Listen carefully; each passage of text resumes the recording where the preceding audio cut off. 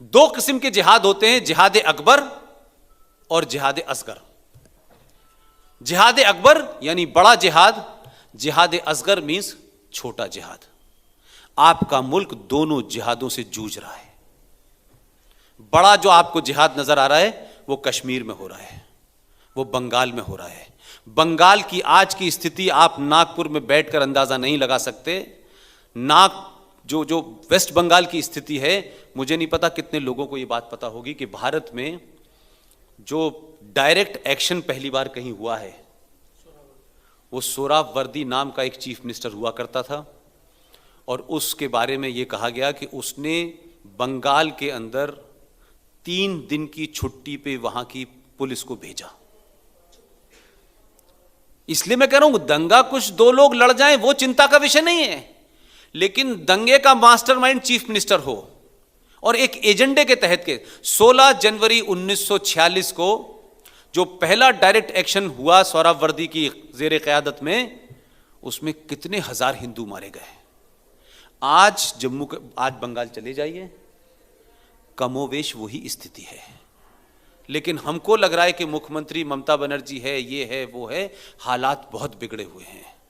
और जो लोग लोकतंत्र की दुहाई जेएनयू में दे रहे थे, जादवपुर में दे रहे थे, वो बंगाल में नहीं पूछने जाते हैं लोकतंत्र क्या हो रहा है, जिसके बारे में सीबीआई का डायरेक्टर जाता है, उसे गिरफ्तार कर लिया जाता है कि यहां लोकतंत्र खतरे में है कि नहीं है।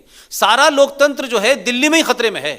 सारा लोकतंत्र जो है वो मोदी के आने के बाद ही खतरे में हो गया है, उससे पहले तो था ही नहीं कभी। हजारों ऐसी स्थितियां बनी हुई हैं कि आप जो कुछ समझ रहे हैं स्थिति भयावह है। मेरा 27 साल का कैरियर है, इस्लाम को पढ़ा भी है, जिया भी है, उसकी खूबी भी जानता हूं, उसके झूठ भी जानता हूं, उसके फरेब भी जानता हूं। लिहाजा यह बात अलग है कि मेरे बोलने के बाद मुझे फेसबुक पे लोग गालियां देते हैं, पर मैं उनसे कहता हूं कि गाली तो बहुत आसान चीज़ है, वो तो कोई भी दे देता है। लेकिन मेरे तर्क को गलत मैंने कहा है तो मुझे बताओ, मैं ठीक कर लेता हूं कि भाई मैंने कुरान शरीफ गलत पढ़ लिया है। तो अब समस्या ये हो गई है कि कोई मुसलमान भी 2-4 अगर निकल के आए, वो कहें कि भाई ये बात गलत लिखी है, तो उसको मारने की ऐसी थ्रेट देते हैं कि जिस देश में महिलाओं का इतना सम्मान होता हो, जिस देश में बोलने की आज़ादी को लेकर के लोग पूरी यूनिवर्सिटी में आग लगा देते हो, उसी देश में एक पड़ोस की महिला भाग के बंगाल आती है और बंगाल में लेफ्टिस्टों की और कम्युनिस्टों की सरकार होती है। लेकिन वो लेफ्टिस्ट जिनको सीता मैया के कितने पति थे, सीता रावण की नाक से पैदा हुई थी, ऐसी किस्म की चीजें बोलने का अधिकार है, वो उस औरत को भगा देते हैं अपने राज्य से, और वो दिल्ली के एक छोटे से जगह में अंडरग्राउंड रहती है। तो तस्लीमा नसरीन को बोलने की आजादी क्यों नहीं है भाई?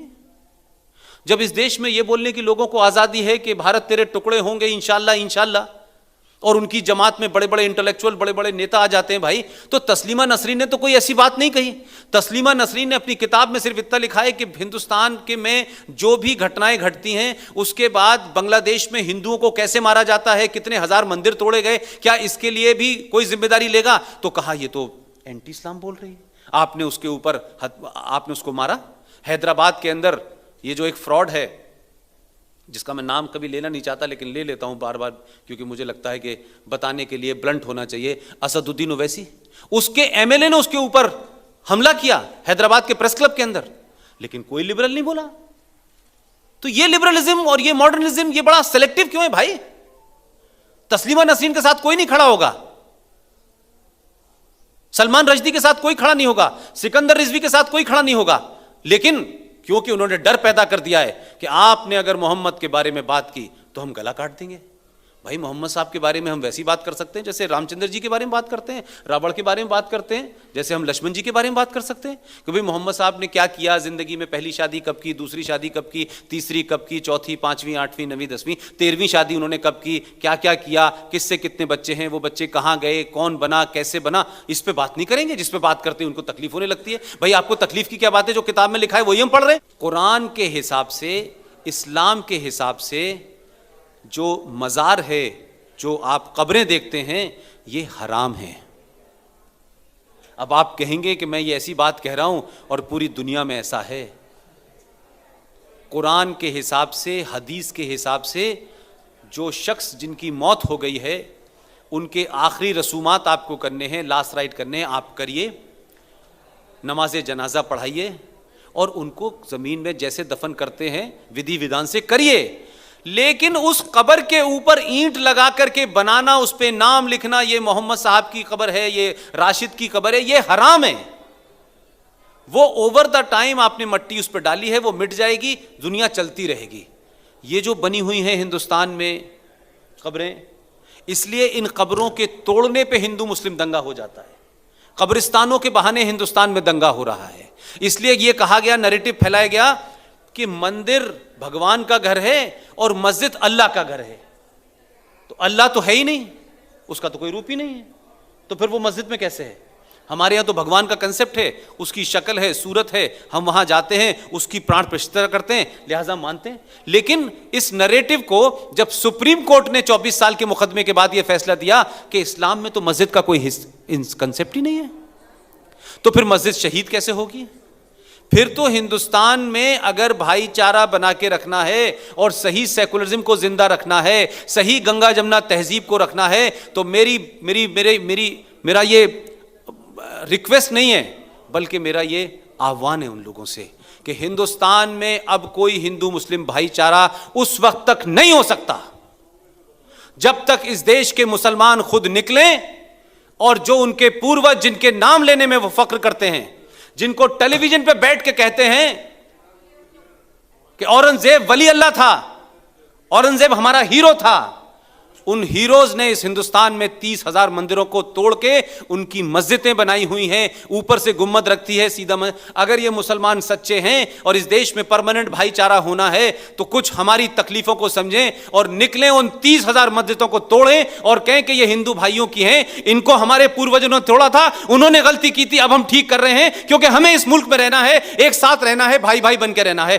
तब मैं मानूंगा। नहीं तो ये फ्रॉड चलता रहेगा, गंगा जमुना तहजीब, तुम हमारे भाई हो, हम तुम्हारे भाई हैं, लेकिन हम तुम्हारे मंदिर भी तोड़ेंगे, हम तुम्हारी लड़कियों को जिहाद के तहत लव जिहाद में भी फंसाएंगे, हम ये तमाम सारी चीजें करेंगे, लेकिन तुम्हें चुप रहना है और हमें सब कुछ करना है। तो ये एक तरफा कार्रवाई नहीं होगी, ये एक तरफा कार्रवाई बंद होना हुई। उसी के चलते आप देखें, दो छोटी छोटी बातें कह रहा हूं जो कल परसों की घटना है।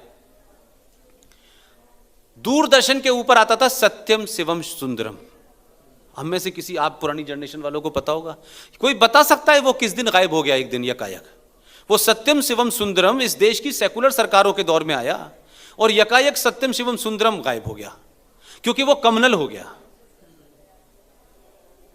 वंदे मातरम तो पहले से कम्युनल था, वो तो 47 से कम्युनल था, लेकिन अभी हाल में एक कमाल की चीज हुई है, और वो कमाल की चीज ये है कि केंद्रीय विद्यालयों का नाम आपने सुना होगा, पूरे देश में है वो केंद्रीय विद्यालय।